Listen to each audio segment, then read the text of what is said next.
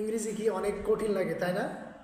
আজকে এমন একটা ক্লাস নিয়ে তোমাদের সামনে হাজির হয়েছি যে মাত্র 30 সেকেন্ডের মধ্যে তোমাদের 6 মাসের ইংরেজি পড়াকে কাভার করবে। প্যাড প্লাস নাউন, আরেকটি হচ্ছে অর্থাৎ প্যাডের পরে যদি একটি শব্দ থাকে তাহলে সেটা নাউন হবে, প্যাডের পরে যদি দুইটি শব্দ থাকে তাহলে প্রথমটা অ্যাডজেক্টিভ হবে, দ্বিতীয়টা নাউন হবে। প্যাডের পরে যদি তিনটি শব্দ থাকে প্রথমটা অ্যাডভার্ব, দ্বিতীয়টা অ্যাডজেক্টিভ, তৃতীয়টি নাউন হবে। এখন হচ্ছে প্রশ্ন হচ্ছে প্যাড কি স্যার? প্যাড হচ্ছে পিথ হচ্ছে প্রেপোজিশন, অর্থাৎ প্রেপোজিশনের পরে যদি একটি শব্দ থাকে তাহলে নাউন, দুইটি থাকলে অ্যাডজেক্টিভ প্লাস নাউন, তিনটি থাকলে adverb plus adjective plus noun.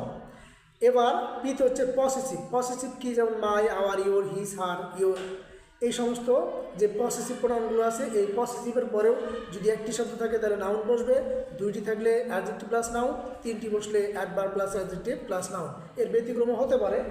তারপর হচ্ছে এ তো হচ্ছে আর্টিকেল। আর্টিকেল হচ্ছে এ এন দা।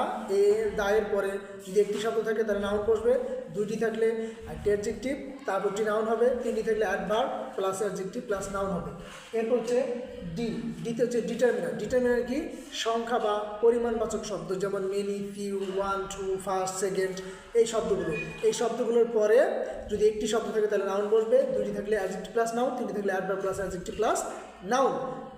এইভাবে যদি তোমরা আজকের এই ক্লাসটি সুন্দর করে আয়ত্ত করতে পারো তাহলে তোমাদের এসএসসি এবং এইচএসসি যারা পরীক্ষার্থী আছো তাদের জন্য খুবই উপকারী।